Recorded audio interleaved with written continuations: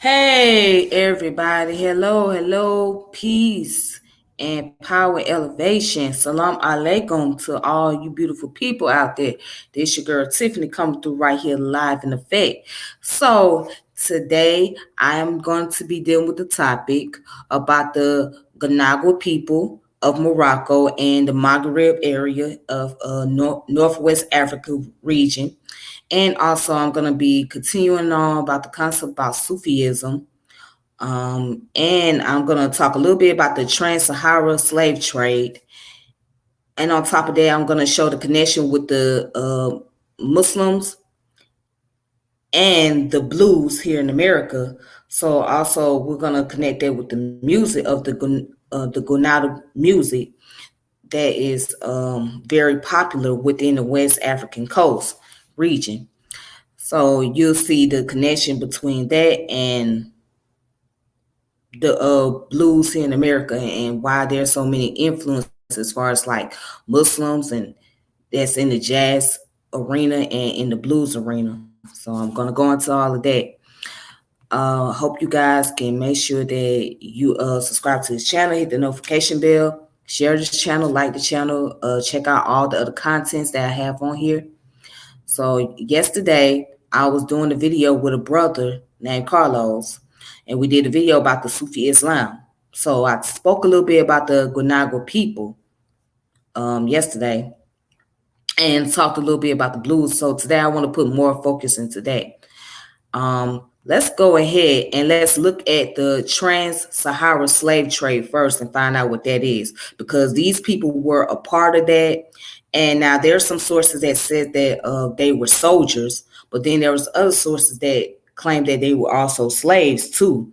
They weren't inhabitants of the Morocco region, meaning that they weren't like, you know, the original people of Morocco, but they were brought over there to that area.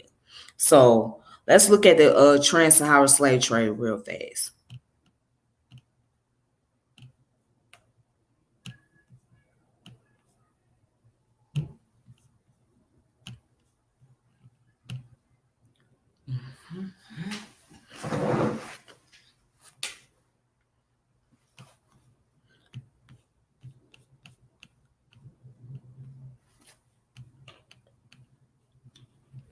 All right, so right here, I'm on the information from Wiki One about the Trans-Sahara slave trade. So what is the Trans-Sahara slave trade? Right here, where I have highlighted, during the Trans-Sahara slave trade, slaves from West Africa was transported across the Sahara Desert to North Africa to be sold to the Mediterranean and Middle Eastern civilization. It was part of the Trans-Saharan trade. All right, so now let's see what I'm gonna find here. All right, so right here, the early Trans-Sahara slave trade, the Garamantes rely heavily on slave labor from sub-Saharan Africa. They use slaves in their own communities to construct and maintain underground irrigation system known to Berbers as Faragua or Fagara. Ancient Greek historian Herodotus recorded in the 5th century BC that the Garamantes enslaved cave-dwelling Ethiopians known as the Troglodyte, chasing them with chariots. In the early Roman Empire, the city of Lippis established a slave market to buy and sell slaves from the African interior. The empire imposed customs tax on the trade of slaves. In the 5th century AD, Roman Carthage was trading in black slaves brought across the Sahara. Black slaves seem to have been valued as household slaves for their exotic appearance. Some historians argue that the scale of slave trade in this period may have been higher than the medieval times due to the high demand for slaves in the Roman Empire. All right, and then it says prisoner of war were a regular occurrence in the ancient Nile Valley in Africa during the times of conquest, and after winning battles, the ancient Nubians were taken as slaves by the ancient Egyptian. In turn, the ancient Egyptian took slaves after winning battles with the Libyans, Canaanites, and Nubians. All right, so let's go into the slave trade in the Middle Ages. So the Trans-Sahara slave trade established in antiquity continued during the Middle Ages. Following its 8th century conquest of North Africa, Arabs, Berber, and other ethnic groups ventured into the sub-Saharan Africa, first along the Nile Valley towards Nubia and also across the Sahara towards West Africa. They were interested in the Trans-Sahara trade, especially in slaves. The slaves brought from across the Sahara were mainly used by wealthy families as domestic servants and concubines. Some served in the military forces of Egypt and Morocco. In 641, during the Bakat, a treaty between the Nubian Christian state of Makura and the wait a minute, did they say in 641 during the Bakat, a treaty between the Nubian Christians. So for those of you that say that there was no Christianity in Africa prior to the Europeans, well, here's your evidence right here. Nubian Christian. There you go. Anyways, state of Makara and the new Muslim rulers of Egypt, the Nubians agreed to give Muslim traders more privilege of trade in addition to a share in their slave trading. The Bornu Empire in the eastern part of Niger was also an active part of the trans-Saharan slave trade for hundreds of years. In 1416, al-Makarizi told how pilgrims coming from Takuru, the Senegal River, brought 1,700 slaves with them to Mecca. In North Africa, the main slave markets were in Morocco, Algiers, Tripoli, and Cairo. Sales were held in public places or in souks. After Europeans had settled in the Gulf of Guinea, the Trans-Sahara slave trade became less important. All right. Now check this out. Ibn Battuta, who visited the ancient African kingdom of Mali in the mid-14th century, recounts that the local inhabitants vied with each other in the number of slaves and servants they have, and was himself given a slave boy as a hospitality gift. Arabs were sometimes made into slaves in the Trans-Sahara slave trade. Sometimes castration was done on Arab slaves. In Mecca, Arab women were sold as slaves according to Ibn Battuta, and certain rulers in West Africa had slave girls of Arab origin. According to al-Makhrazi, slave girls with lighter skin were sold to West African on Hajj. Ibn Battuta met an Arab slave girl near Timbuktu in Mali in 1353. Battuta wrote that the slave girl was fluent in Arabic from Damascus, and her master's name was Farba Suleiman. Besides his Damascus slave girl and a secretary fluent in Arabic, Arabic was also understood by Farba himself. The West African states also imported highly trained slave soldiers. All right, so there's a reason why I'm reading this, because in the book that I'm about to show, it speaks on the concept about the Trans-Sahara slave trade, okay? And the book that I'm talking about is called Black Morocco, A History of Slavery, Race, and Islam. All right, so we have to just get a general idea of what the Trans-Sahara slave trade was like, okay? So now that for those of you that did not know that Africans had slave trade amongst themselves, yes, they did. But it was not to the extent of the level how we experienced here in America. Now, yes, there was those who were used as concubines. There was those who were castrated, but it was not. Most of the slaves were used for domestic reasons. Most of them were soldiers, and most of them were able to live with their slave masters and be treated well, etc. Okay, so yes, there was slave trades in Africa, if you're wondering. Now, right here, it says in the Central Africa during the 16th and 17th century, slave traders began to raid the region as part of the expansion of the Sahara and Nile River slave routes. Their captives were enslaved and shipped to the Mediterranean coast, Europe, Arabia, the Western Hemisphere, or to the slave ports and factories along the West and North Africa coast or south along the Ubangi and Congo rivers. Okay. The Tigray and others who are indigenous to Libya facilitated tasks and partly organized the trade from the south along the Trans-Sahara trade routes. In the 1830s, a period when slave trade flourished, Gladames were handling 2,500 slaves a year. Even though the slave trade was officially abolished in Tripoli in 1853, in practice, it continued until 1890s. All right.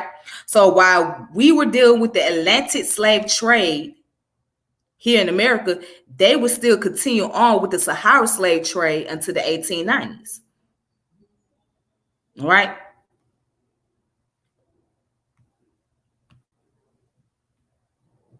Oh, this is interesting. Slavery in the post-Gaddafi Libya. Since the United Nations backed and NATO-led overthrow of Libyan leader Muammar Gaddafi's regime in 2011, Libya has been plagued by disorder, and migrants with little cash and no papers have become vulnerable. So Libya is a major exit point for African migrants heading to Europe. The International Organization for Migration published a report in April 2017 showing that many of the migrants for sub-Saharan Africa heading to Europe are sold as slaves after being detained by people smugglers or malicious groups.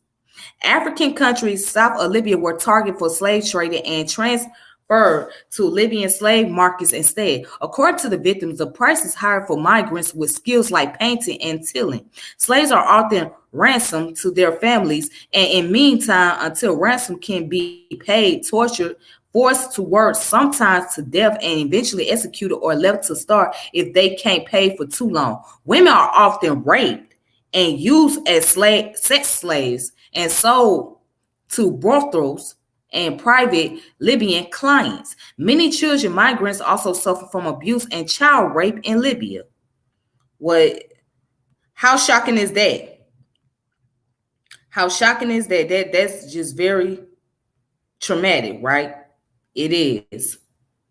Now it says routes. According to the professor Ibrahim Baba Kake, there were 4 main slavery routes to North Africa, from the east to west of Africa, from the Maghreb to the Sudan, from Tripolitania to central Sudan, from Egypt to the Middle East. Caravan trails set up in the 9th century went past the oasis of the Sahara. Travel was difficult and uncomfortable for reasons of climate and distance. Since Roman times, long convoys had transported slaves as well as all sorts of products to be used for barter. All right. Now it goes in to show you the towns and ports involved. All right. So you see right here in North Africa, Tangier, Marrakesh, Algiers, Tripoli, Cairo, and Aswan.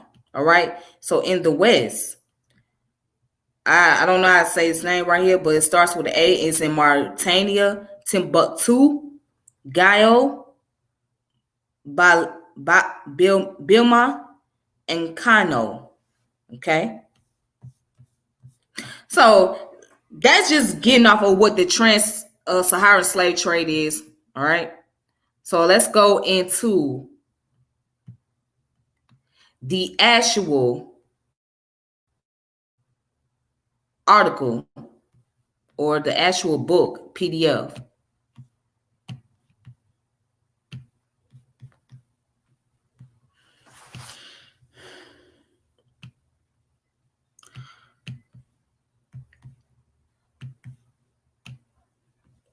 All right. So right here,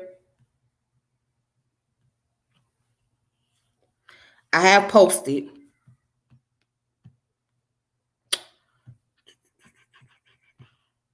So as you can see, the cover title says Black Morocco, A History of Slavery and Race and Islam. All right. By Chouki El Hamel, African Studies. All right. So right here, I learned a new trick. I learned that there's this little bookmark symbol and it just take you to it. So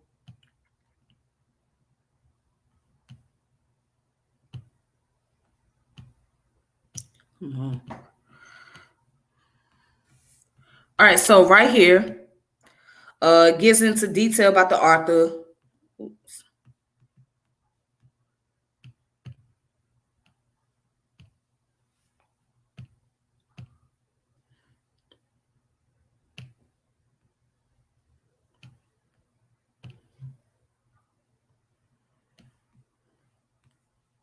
All right, as you can see, it goes into detail. It says, the Black Morocco, a history of slavery, race, and Islam chronicles the experience, identity, and agency of enslaved Black people in Morocco from the 16th century to the beginning of the 20th century. Chouki El Hamel argues that we cannot rely solely on Islamic ideology as the key to explain social relation, particularly the history of Black slavery in the Muslim world. For this viewpoint yields an inaccurate historical record of the people, institution, and social practices of slavery in Northwest Africa. El Hamel focused on Black Moroccans' collective experience, beginning with their enslavement as members of the loyal army of Sultan Ismail. By the time the Sultan died in 1727, the army had become a political force, making and unmaking rulers well into the 19th century. The emphasis on this political history of the Black Army is augmented by a close examination of gender and concubinage, as well as the continuity of Black Moroccan identity through the musical and cultural practices of the Gunagua. All right. So that's giving you the outline, of course, the title, etc.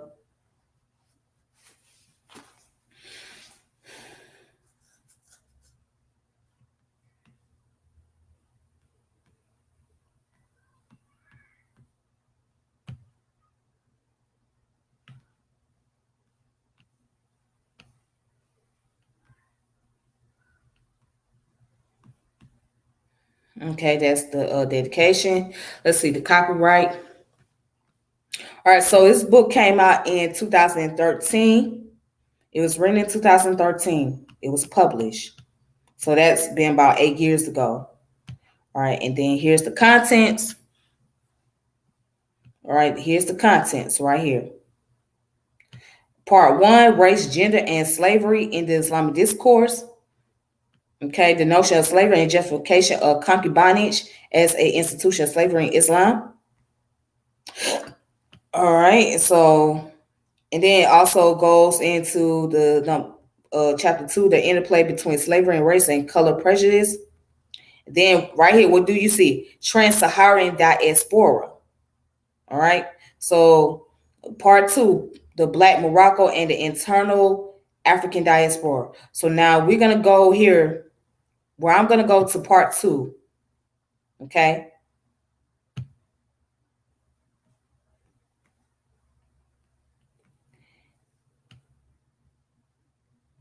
And it's called Black Morocco, the internal African diaspora.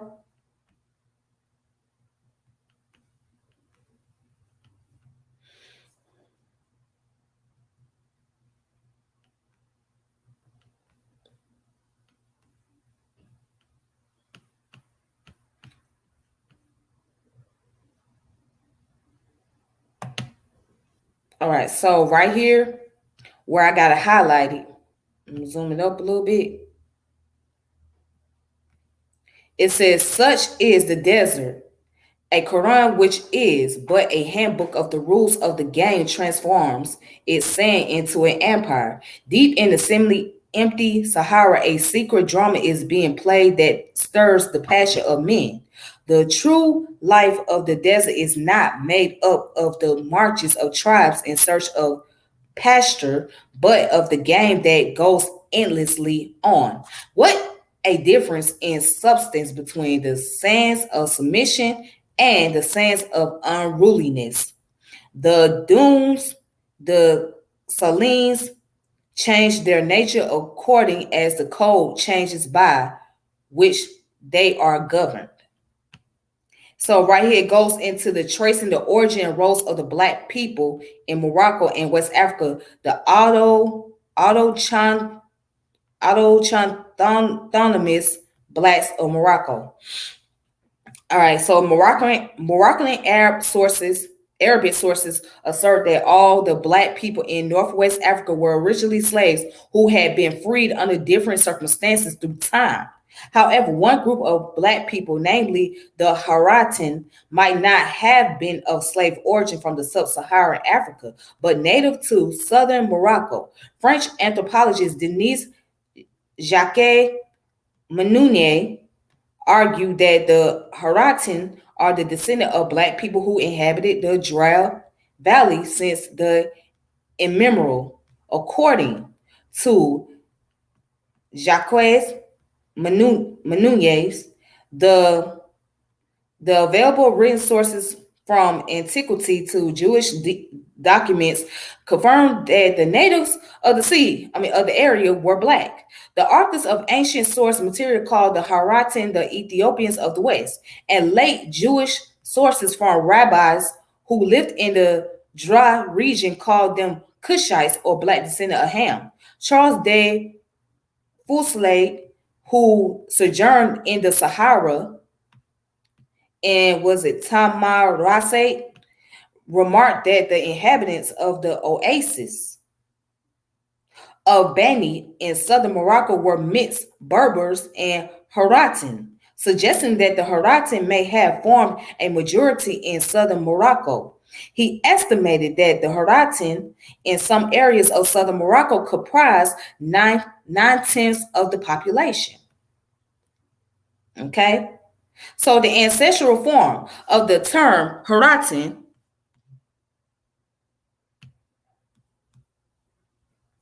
yeah, the ancestral form of the term Haratan derives from the Berber word ahardon, which is connected with skin color. It means dark color. And the earliest known usage of the term was among the Berbers of the Sahaja and Zanata before the great Arab migration of Banu Hassan in the 13th century. The Berber-speaking Tigray people inhabiting the western and central Sahara and Sahel use a similar word to designate a person of both black and white parentage. Al-Chardan. Among the mountain-dwelling Berbers of Sahaja origin, the term designated a person with a black skin, Ahardon, in contrast with white, Amazigh. In fact, the Berber term Ahardon was used by Berber-speaking people not only in the Tafilat, but also in the High and Middle Atlas in Mauritania. Hence, the term Haratan was in use long before the arrival of Arabs, especially the Makia, in the region in the 13th century. The Arab-speaking population of Tafilat used the term Haratan to designate black slaves. Although the term Haratan has no significance in the Arabic language, it has produced divergent interpretation. For some, it is an Arabic word with two possible meanings. Certain scholars suggest that Haratini is a combination of two words, Hur and Thani, literally the second freeman, but more likely meaning a free person of a second class. All right, so I'm taking you guys to the source on this one. It has also been suggested that it derived from the Arabic verb harata, which signifies to cultivate. This suggestion may have seemed plausible because the Haratian were known to be cultivators in the south of Morocco, mainly in the Drea region, thus lending credence to this inaccurate etymological argument. Incidentally, this fact alone rebukes the commonly held opinion that the nature of slavery in Morocco was mainly domestic in nature. The famous Moroccan An-Nazari accepted the first meaning. He argued that the word Haratini meant in the common Moroccan language freed in opposition to a person of a free origin, hence connoting a legal status. Through a long usage of the words herd and thani together, they were transformed into haratini. There is also a commonly used term, ashuki, especially widely used among the Berbers in the Sus Valley region in southern Morocco. Berbers generally use three terms to designate black people: ashuki, ishmaki, and ishma, and aharadani. Each term was associated with regional Berber dialects in the Moroccan South, but at times and currently they are used interchangeably. Okay, especially with the increased rural exodus to metropolises such as Marrakesh, Casablanca in recent decades.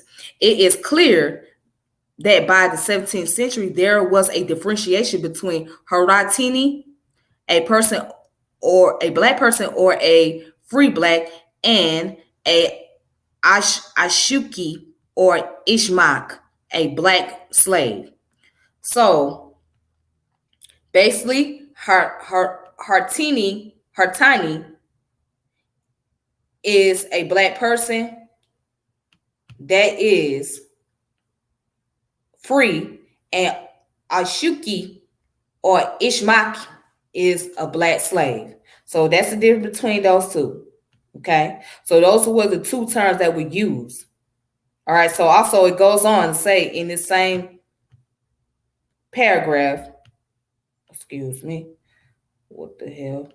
All right, according to the scholars, Gabriel Camps, the founder of the Berber Encyclopedia in 1984, the first inhabitants of the Moroccan Sahara were of a dark complexion, but distinct from the so-called black of the Sahel or savanna regions, albeit descendants of the same Neolithic Ethiopians, which evinces the diversity among blacks in the region. The story of their displacement goes back to the Roman era. Okay, with the advance of the Romans in the Moroccan interior, the Jazula Berbers may have been forced to move towards the south. All right, so, and I'm going to stop right there. I think that's all I had highlighted. All right, so let's go down to where it says the Arab conquest and Black African.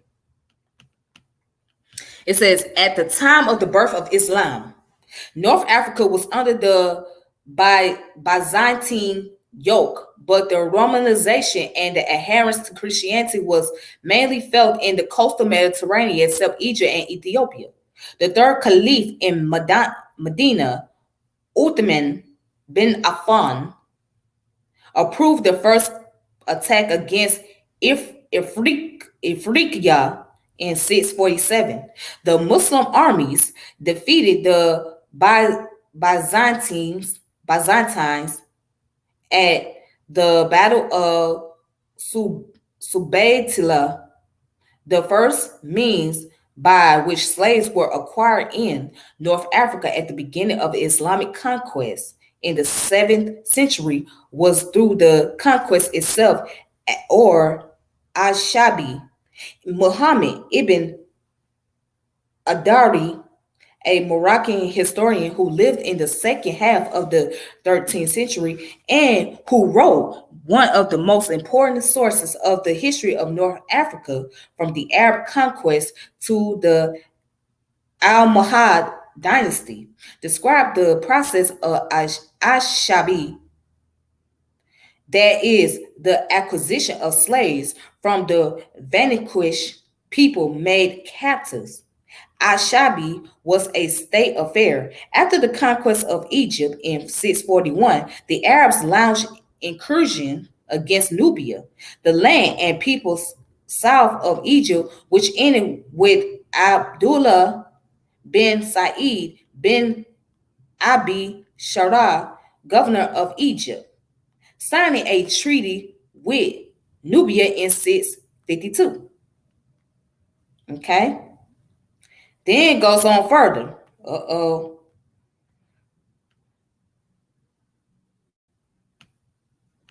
Okay, so says by this treaty, the Nubians were to deliver annually 360 slaves to the Arabs, a custom that lasted until the event of the Mamluk in the 13th century.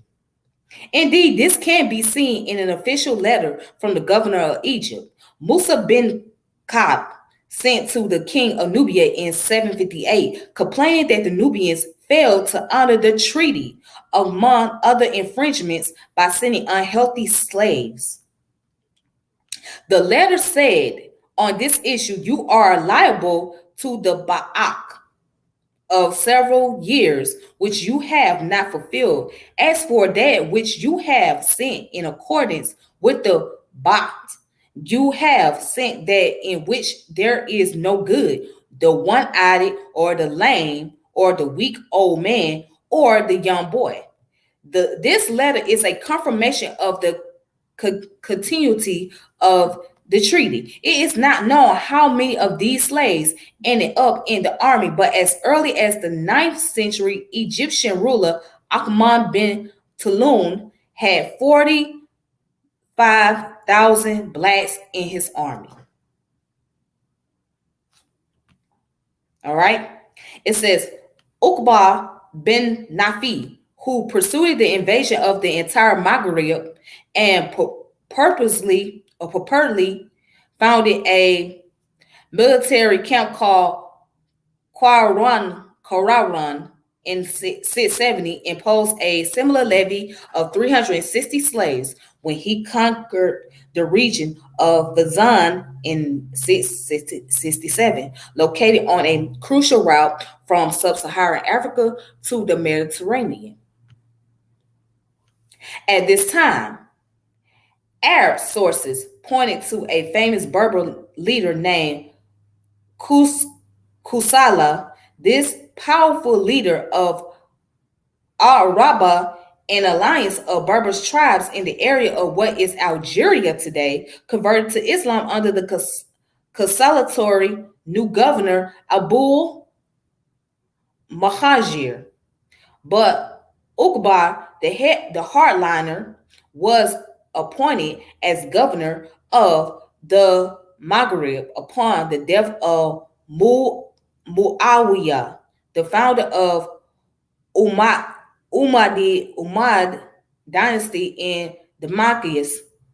He was belligerent and determined to subdue the Berbers and humiliate their leaders. Indeed, he treated Kusala as a captive, even though he converted to Islam. Arabic sources mention an anecdote when Uqba sought to humiliate him. He asked him to skin a sheep for him, but Kusala pushed it to his slaves to do it. Here's the Arabic sources point also to the practice of slavery among Berbers. In this conflict, Kusula found a way to side with the Byzantines and killed Uqba and his army in 683. All right, and I think that's it that I highlight for this chapter.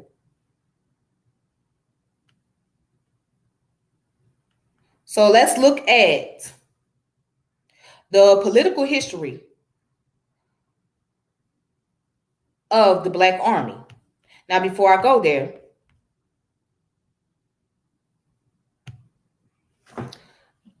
I know there was a lot of detail, right? But that's the story about the slave trade in the Sahara and amongst the Berber and many of those who was rulers. Now, people argue about Islam and what about religion being based off of a book alone, but you gotta go into the abstract meaning of it. See, what people are looking at is just the concrete. The abstract meaning of the whole conflict with religion and the books or whatnot, it's not even about the religion. It's about who's going to be in power. It's about the politics of it. So it's the politics and those who are going to be in position of power, who is going to be in control. So as you can see, not only there was tribal wars, but there were also jihad, which represents the battles that took place in these regions as well. Okay. And these were amongst those who were Muslims. All right. So it's about position of power. All right. If we go back into the concept about the story of the Sunni and the Shia Muslim, they eventually had their separate ways. Why? Because the Shia Muslim believed that is the next caliph or the next successor after Prophet Muhammad sallallahu alaihi wasallam should be someone in his family. So the closest to him, since the prophet didn't have any sons because all his sons had died and he had a daughter, the only one that could be in the next in line for leadership, according to the Shia, is Ali, radiallahu anhu, right? But the Sunni said, no, it don't have to be somebody in the family. It could be anybody. So the story about, I think it wasn't Bilal, it was Abu Bakr, I think. They said that it was supposed to be the next caliph after Prophet Muhammad. But even though Prophet Muhammad is the last prophet, but somebody else in leadership should be after him. So so again, it all deals with the politics. Okay. Which comes down to reputation and power and control and dominion over certain regions or over a group of people or over an area.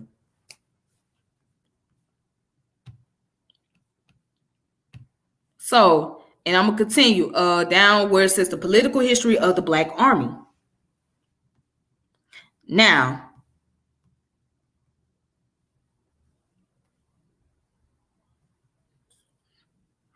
let's look at it.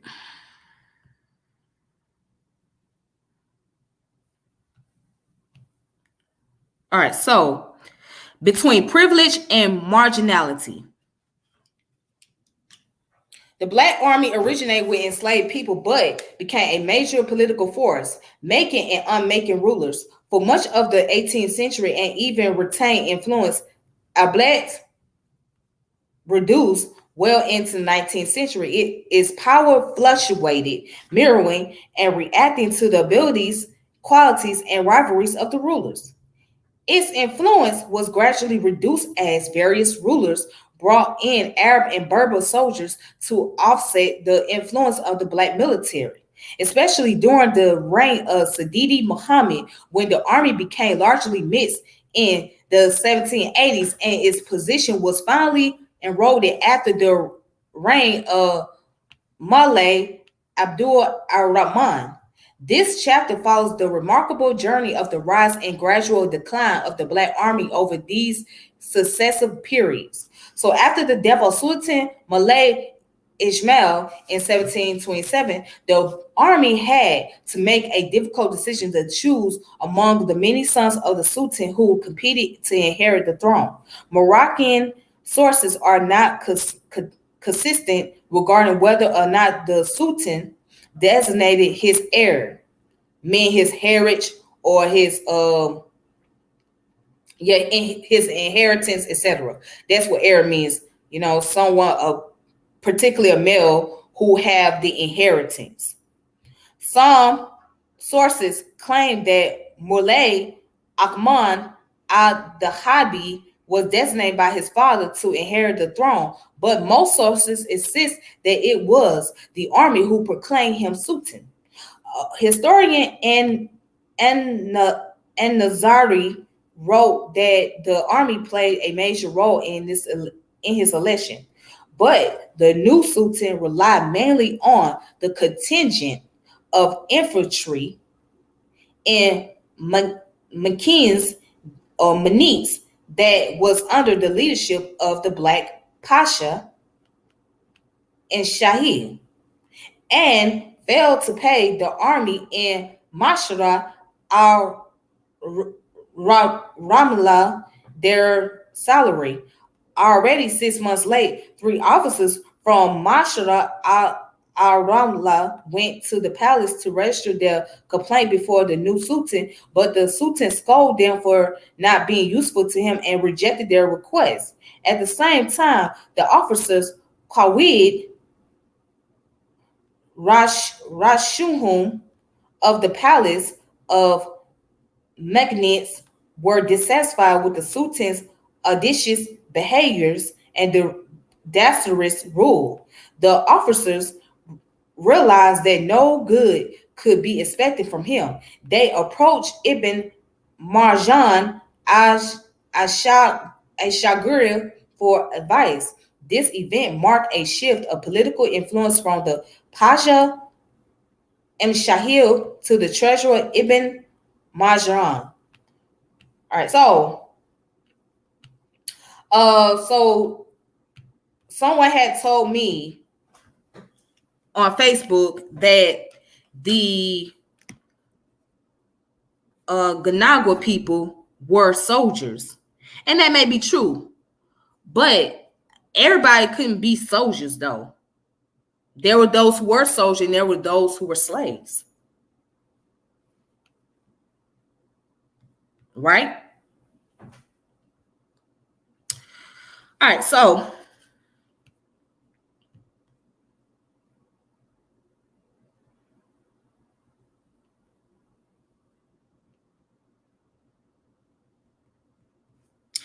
now let's go down to the last part here of this book, the Gnawa people.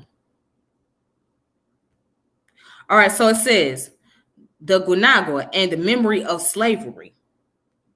And here it says the most important single element of Morocco's folk culture is its music. The entire history of mythology of the people is clothed in a song. It is difficult to define the initial ethnic identity of the Gunagua, but it's originally developed in reference to the blacks from West Africa, from Senegal to Chad, and from Mali in the north to Nigeria in the south. The term Gunagua refers to black people from West Africa, as well as their religious, spiritual orders and musical style. In the case of ethnicity, sources consistently agree that the Moroccan Gunagua were originally black slaves freed over time under various circumstances, as discussed in chapter 3. Okay, over many generations, beginning with their initial force present in Morocco. The Gunagua created acceptance with the Moroccan social landscape while at the same time maintaining their ethnic and group solidarity. The diaspora of Black West Africans in Morocco, the majority of whom were forcefully transported across the Sahara and sold in different parts of Morocco, share some important traits with the African transatlantic diaspora. Let me read that part again. Share some important traits with the African transatlantic diaspora, but differs at the same time. Gunagua music and its spiritual order are visible mainly where Black people live in large numbers. large enough to form a distinctive community like those found in Marrakesh, Asarua, and Meknes and Fez. These cities, these cities are known to have had slave markets connected to the Trans-Sahara slave trade. However, even in remote areas where blacks migrated in relatively small numbers, they founded communal centers where their culture is celebrated. This culture is officially and publicly associated with slavery. Hence, these centers, as well as Gunagua public performance, represent both a commemorative site and the memory of slavery.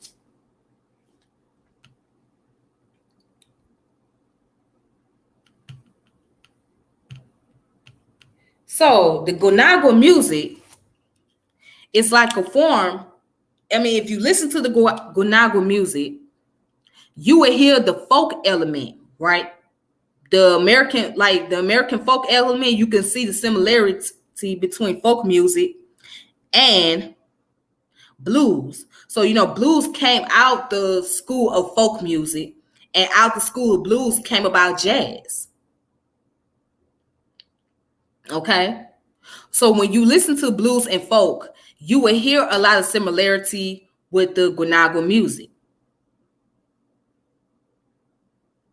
So the Gunaga music has that folk, blues, jazz type of element mixed to it.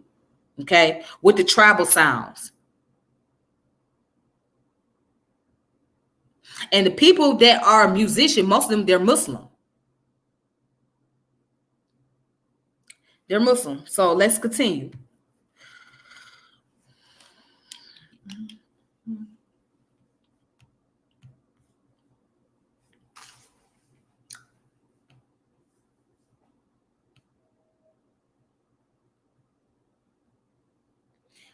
Of all the musical and mystic traditions found in Morocco, the roots of Gunagua music are probably the most obscure.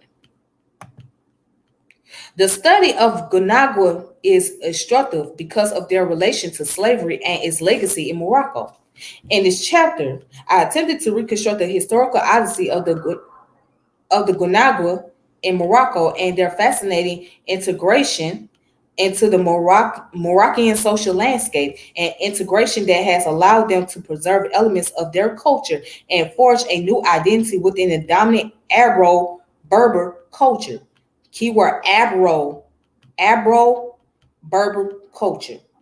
This chapter focuses not only on the struggle of the Gunagua in their sub subaltern relationship with the ruling institution, but also brings out how the Gunagua as a marginal group had a profound influence on the religion, rituals, and music of the greater Arabo-Berber culture. In the later part of this chapter, I will look at some work on slavery in the antebellum American South to present relevant analogies.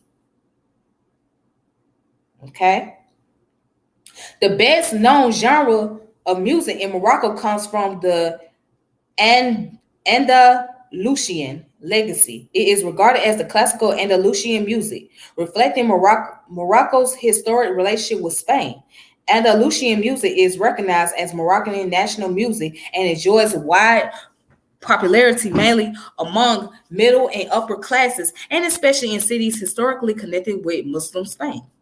Another musical genre stems from the Berber, which is an older traditional music and tends to be more royal, whereas the Andalusian genre is more urban. The Sephardic population has also contributed to Morocco's musical heritage, but unfortunately, the folk songs from the Jewish communities in Morocco are vanishing because most of Morocco's Jewish population has relocated to Israel. Another important but often neglected genre of Moroccan music is that of the Gunagua. Although the Gunagua are now fully integrated into the Moroccan society and represent a symbol of confluence of culture, they retain a cultural and social distinctiveness. As a religious or spiritual order, the Gunagas are traditionally a mystic order, and this marks their exclusiveness in Islam. As a style of music, the ancestral memory of a displaced and enslaved people brought to the Morocco has been preserved in their songs and dances. The religious and spiritual components of Gunaga practice are likewise expressed through their music. Although the Gunagua have adopted the Arabo Berber Islamic form of social identification, their music represents a fascinating syncretism and a mixture of resistance to enslavement, the rigors of forced migration, and the challenges of integration into their new social landscape.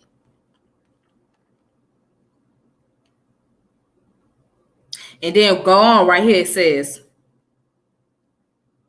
the Gunagua are a diasporic culture, and one finds artistic spiritual parallels between the Gunagua order and other spiritual black groups in Africa.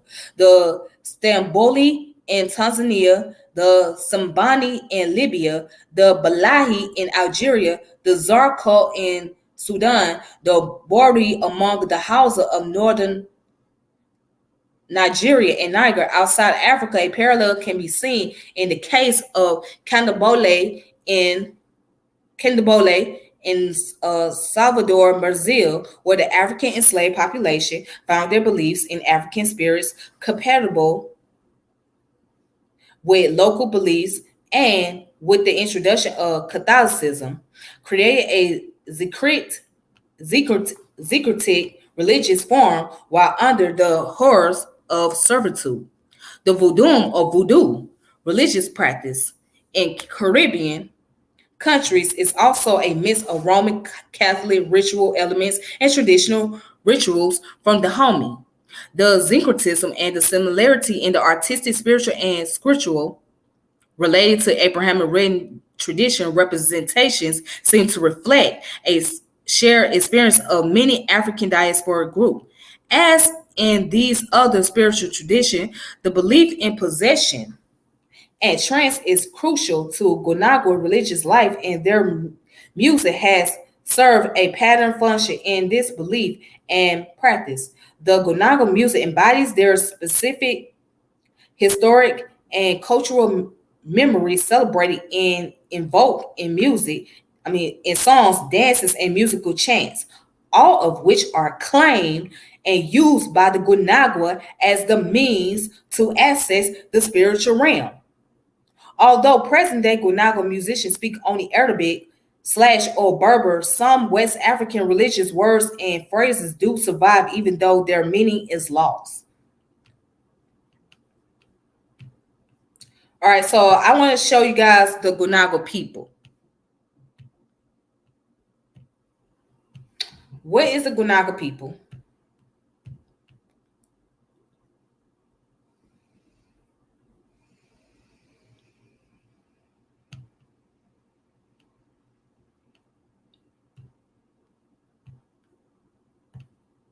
Oops.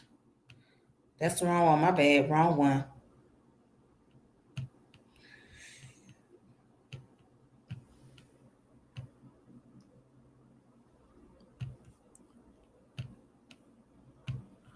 All right, so these are the Gunaga people in Morocco. All right, as you can see, there's the guy over here that plays his guitar, and then there's another guy that plays the instrument. It's like the tambourine kind of. It sounds like a tambourine, but it's not. So yeah, that's the Gunaga people of Morocco. Okay.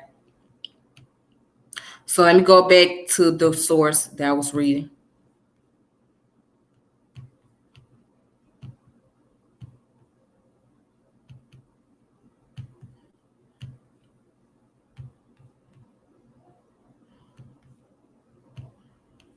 All right. If you guys can see that, cool. So now let's go into the origins of the Gunagua. So the term Gunagua refers particularly to physical color, from which a good deal of insight into the origin of the Gunagua can be inferred. Historically, at least some the 12th century, it means the black people. Some scholars, such as Viviana Peggs and J.M. Leger, argue that the term Gunagua derives from the medieval Ghana, a Sahelian kingdom north of Mali in the 8th century through the 12th century, as much linguistically as historically. But this connection seemed unlikely, as J.D. Fade explains, if only on the ground that the pronunciation of the initial letter of Ghana, which is the Arabic Gan, or Gain, is more nearly run than gun. Thus, in Arabic, Ghana and the adjective Ghani or Gnawi are different from Gnawi, Kanawi, or Janawi. Another possible etymology for Gunagua may derive from the influence of 16th century Moroccan historian Leo Africanus, who used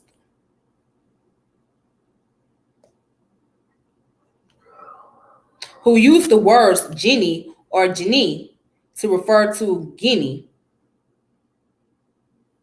This kingdom, called by the African merchants Jania or Ganio, by its inhabitant Guinea, and by the Portuguese, and by anyone among Europeans who know these regions as Guinea.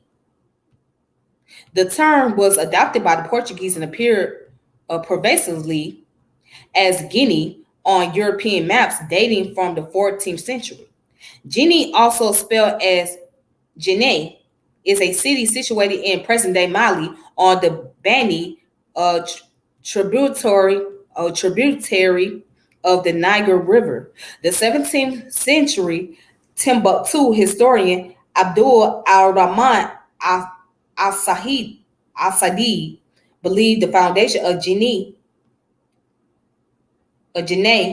to be around AD 767, but it is more likely that Leo Africanus conflated Guinea and Guinea, assuming they were one and the same. Hence, linguistically speaking, there is no connection between Gunagua and Guinea.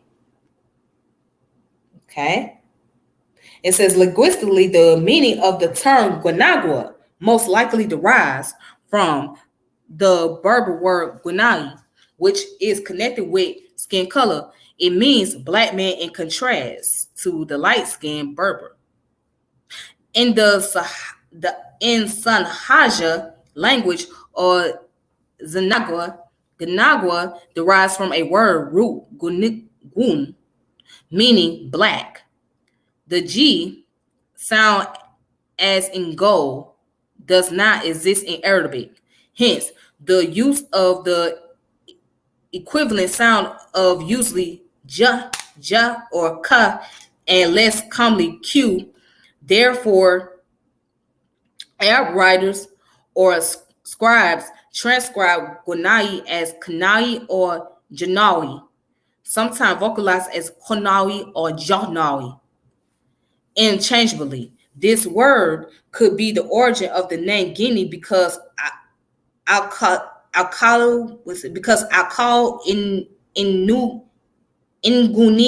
Ingunam in Berber means the land of the black men. Synonymously, the Arabic term Balid al-Sudan, which means land of the black people. All right. So if you guys want to check out more information, again, I had to highlight it so it'll make it a lot easier for me. You guys can check out this book for yourself if you want to actually read it. It seems like a great book so far that really gives a thorough detail into Morocco and the Gunagua people and black people and slavery and whatnot, and the concept of race. So you guys, please, you go ahead and check this out. It's called Black Morocco. You can download the PDF, go on archive.org and look it up. African Studies. Okay. There you go. Right here. I'm going to leave it here for a moment while I try to gather up some more information.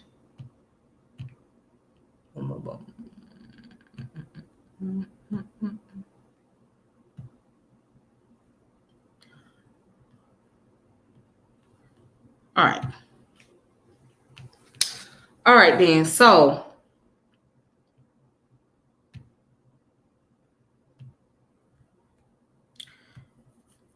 and here's another source I have too to back up that information.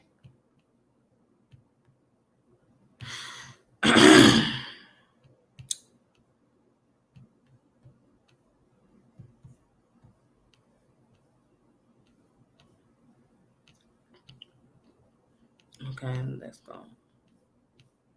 All right, let me go ahead and.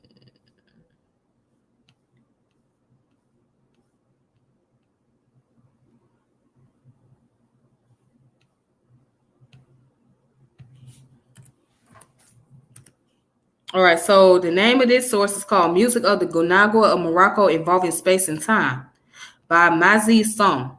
Okay, so as you can see, this is a dissertation, a thesis submitted in partial fulfillment of the requirement for a degree of Doctor of Philosophy and Faculty of Graduate Studies. Okay, and from the University of British Columbia in April 2012. So this is their dissertation. That's something they have to write when they're getting their doctorate. Okay. All right, so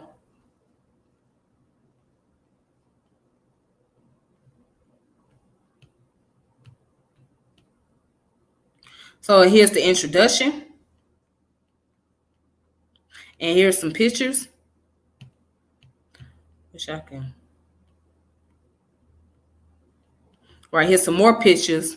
This individual obviously traveled to Morocco and was around the Gunagwa people. Here's another picture of the Gunagwa people.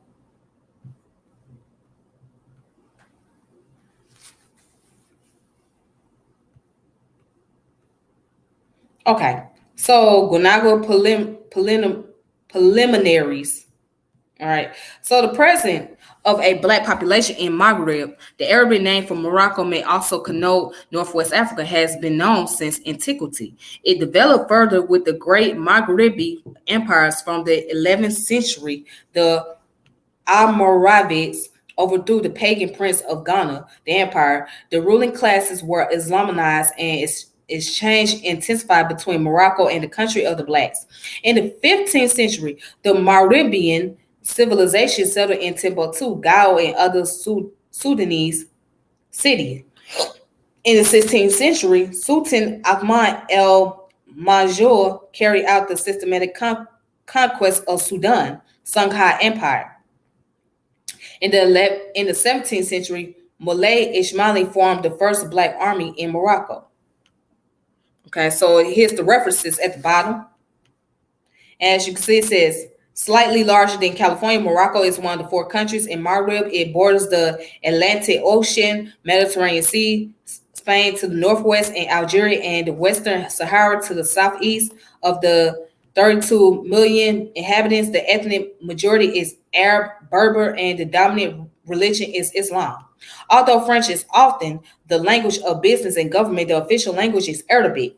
Most people speak either Arabic or Berber dialects and some have a functional command of French. Just over 50% of the population is literate. Okay. So then it goes on to explain about the Gunagua. And you can see they use some reference sources from the book that I was previously reading, which is called The Black Morocco by Al Hamil. All right. And right down here it says Hale or Hale writes The Nguno, the people of from Black Africa who passed through the Bob and Gwinu to serve as soldiers, laborers, and servants were accompanied not only by gold and ivory, but also by their tradition. Although we do not know if the origin of the term Agunu originated in Ghana, any visitor to Marrakesh today quickly encounters a living clue to the cultures of these slaves in a group of musicians known as Gunaguas.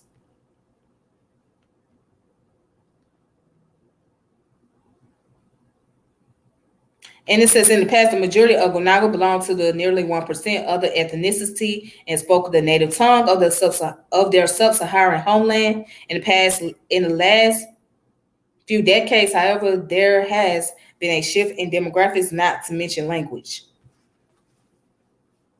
All right. Ooh, hold on. And then it goes on to say, at the festival on the Conquest disc labels, the faces of Gunaga musicians span a spectrum of complexion and recall the evolving ethnicity diversity of the blues artists.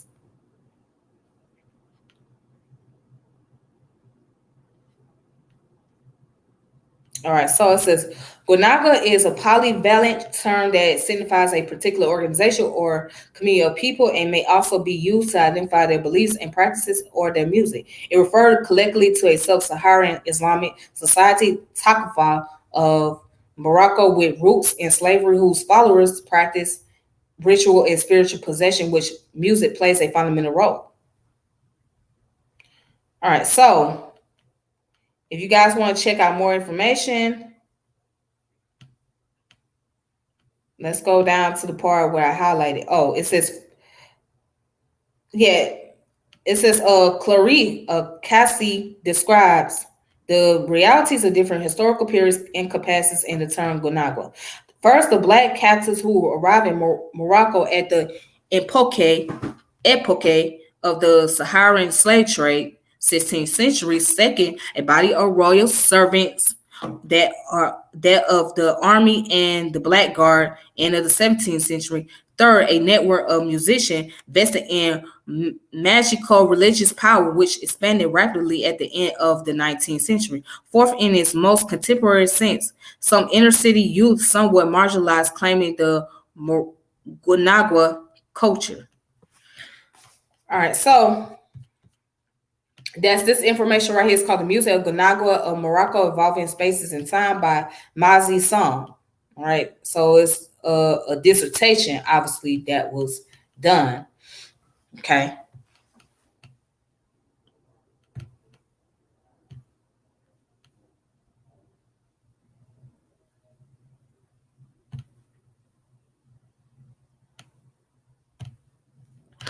All right, so let's go into the concept about Islam and blues.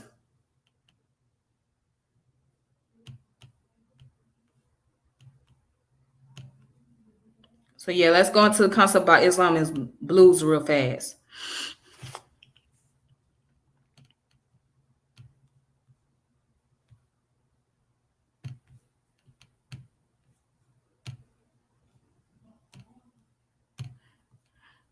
All right.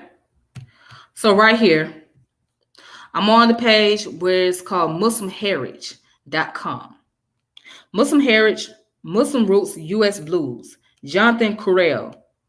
To many, the idea is that American blues has its origin with the Muslims and even the Islamic call to prayer is inconceivable. It is also largely unknown that up to 30% of enslaved Africans, the source of blues music, were in fact African Muslim. This fascinating article delved deeper into the historical input of Muslims to the American blues genre. All right, so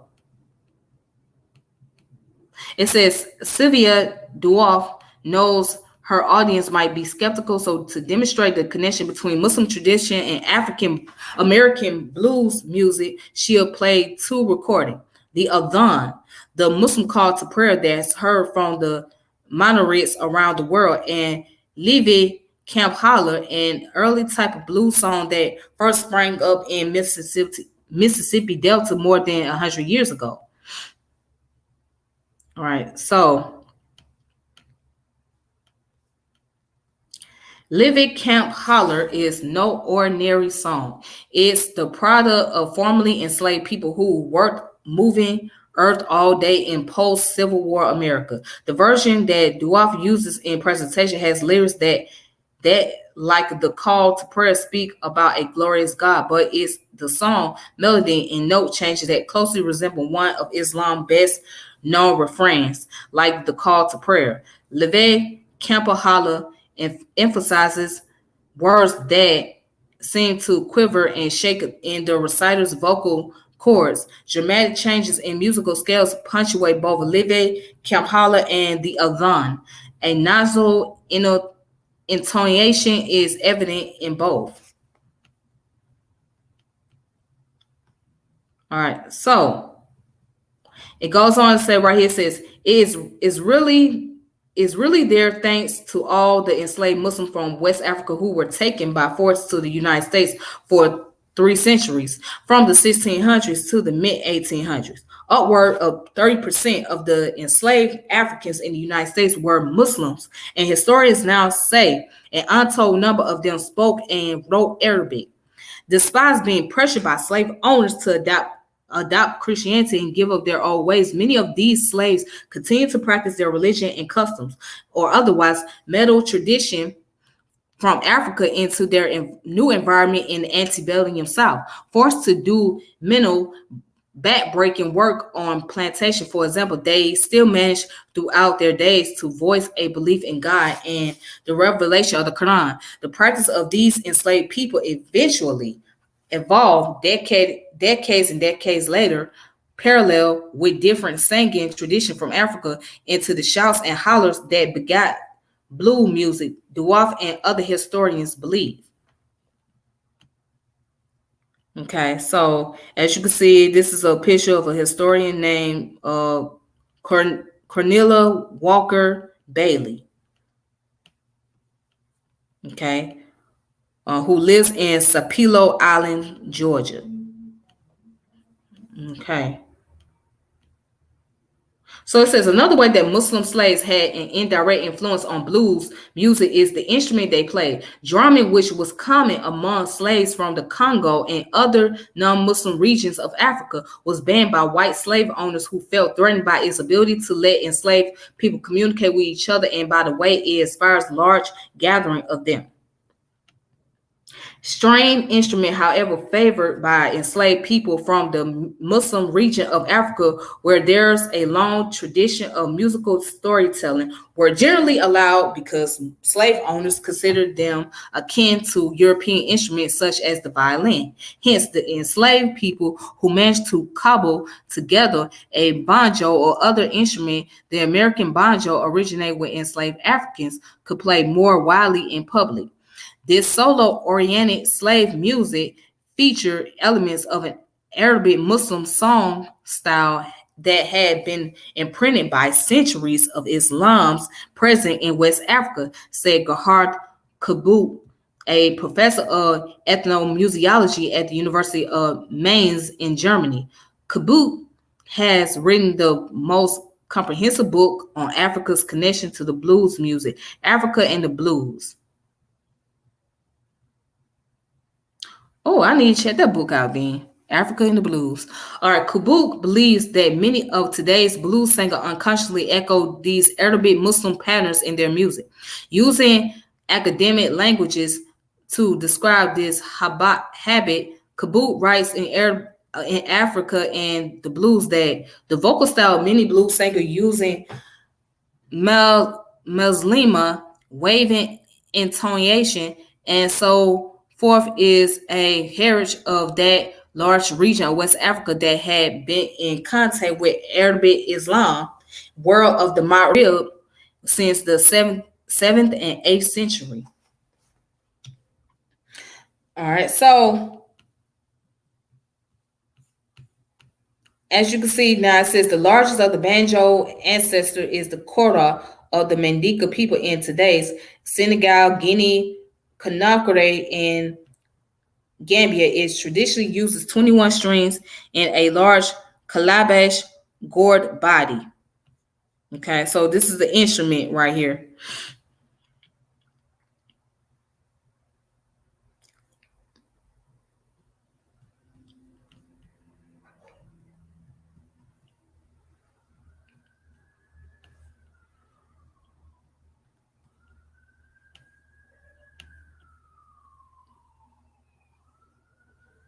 All right. It says what people now think of as blues music developed in the 1890s and early 1900s in southern United States, such as Louisiana, Mississippi, and Alabama. Blues music was an outgrowth of all different music that was then being performed in the South, from minstrels to street shows. Early blues performers then recognized the music African or Muslim roots, because by then the songs had more fully merged with white European music and had lost their obvious connection to a continent that was 4,000 miles away. Also, by the turn of the 20th century, the progeny of America's enslaved Muslims had generally converted to Christianity either by force or circumstances. Among Southern blacks in that period, there were few exponents of Islam, but as more scholars research that period in history, they see plenty of signs that weren't obvious 100 years ago. All right, so as you can see, the trumpeter Barry Delian Muslim press are very musical. You hear what we was American would call soulfulness or blues. That's definitely in there. All right, so you guys want to check this website out, Muslim Heritage. You can find out the connection between Muslim roots and U.S. blues.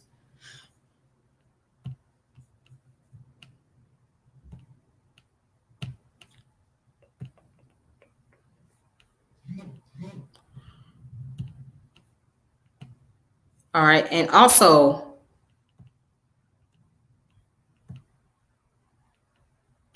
I want you guys to check out this source right here if you get a chance to.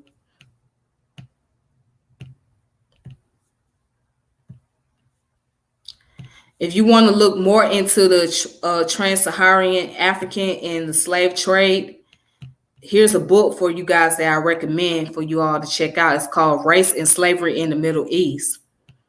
Okay, the histories of Trans-Saharan Africans in 19th century Egypt, Sudan, and the Ottoman Mediterranean. So if you want to look more into details, this is where I suggest for you guys to get download it on the PDF, or you can order it on Amazon or whatever. All right.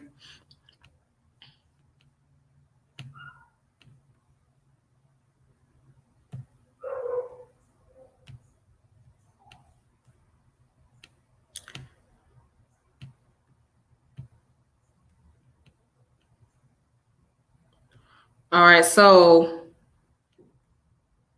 I have another article. Well, actually, I had two. Hold on. Put that one down by mistake.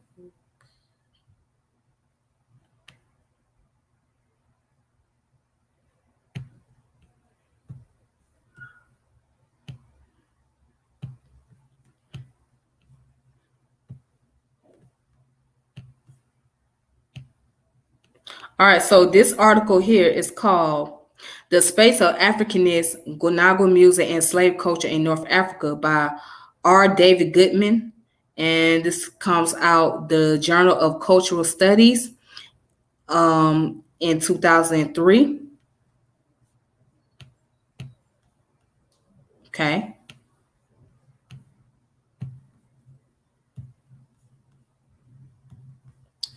Then here's another one.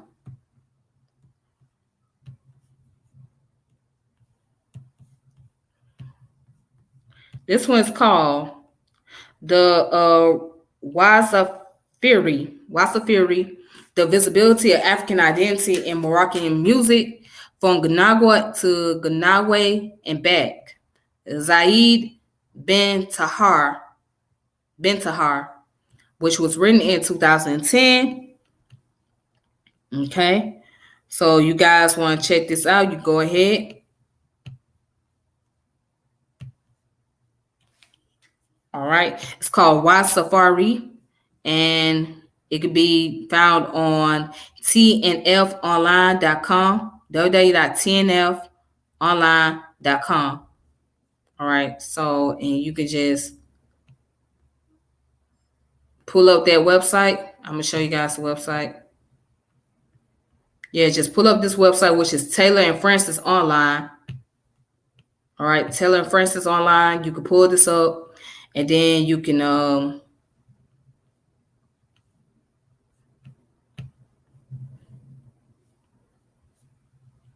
of course you can find whatever you need to. You can just go in here and find what you're looking for on the journal or anywhere,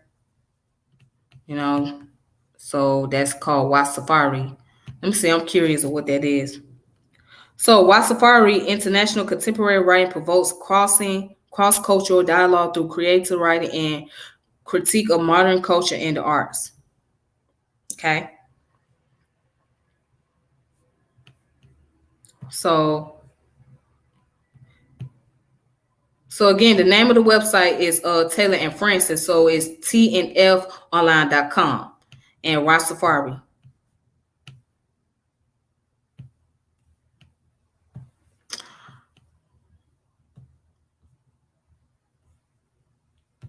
All right, and then the last one I have is called Islam and Blues, which also comes from that website too. So, it's Islam and Black America. So real quick.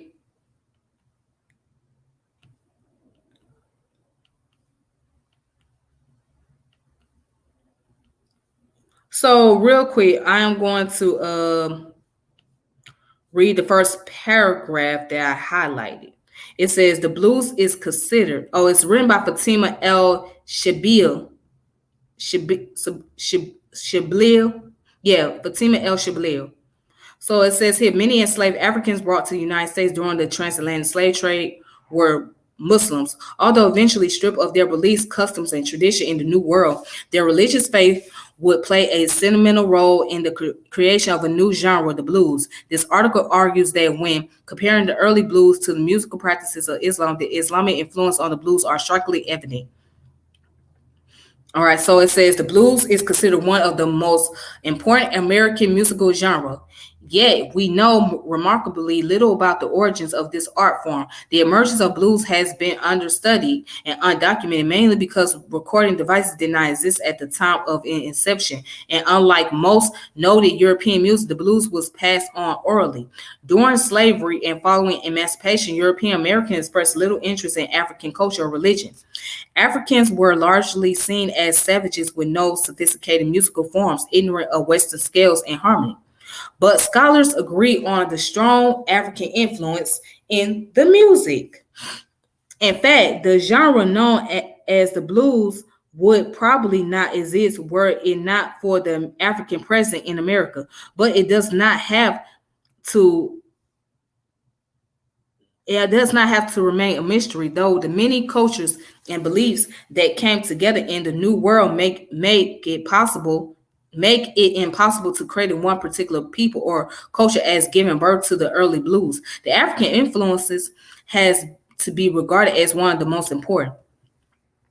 But given the African continent, phenomenal ethno-linguistic and cultural diversity, it is not enough to simply assert such African influence. In recent years, the need to identify the multiple African influences on the blues has produced a vast and scattered literature of particular interest in the hypothesis put forth by music critics and historians such as John Stone Roberts, Gahar Kabuk, and Sivian Dewaf, pointing to the influences of Islamic practices on the early blues.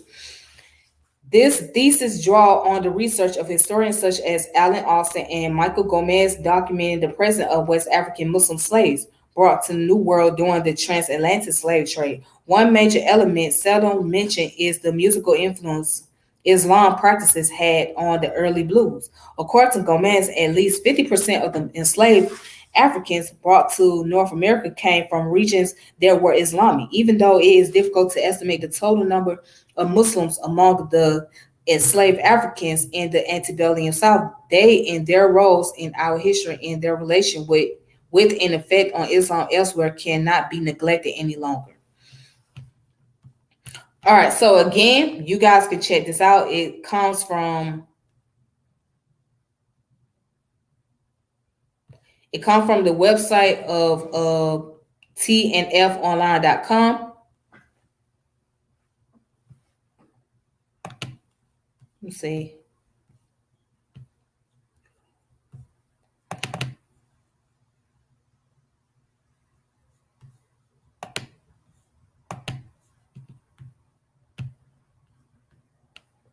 Okay, so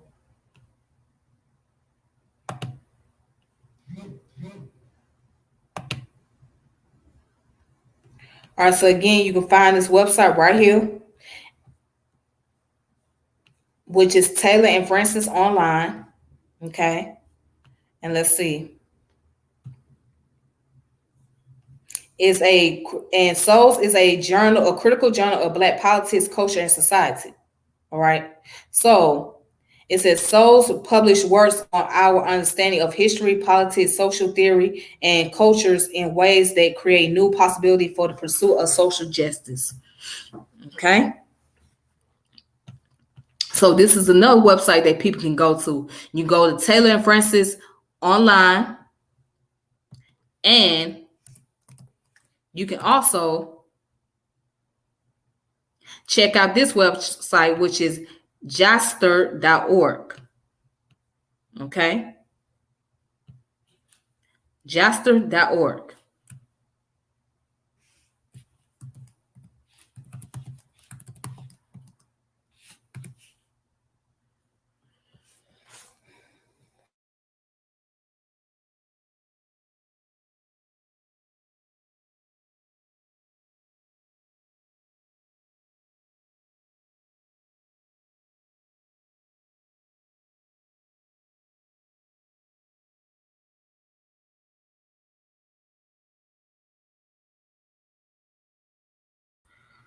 All right, yeah. So again, I was saying you guys can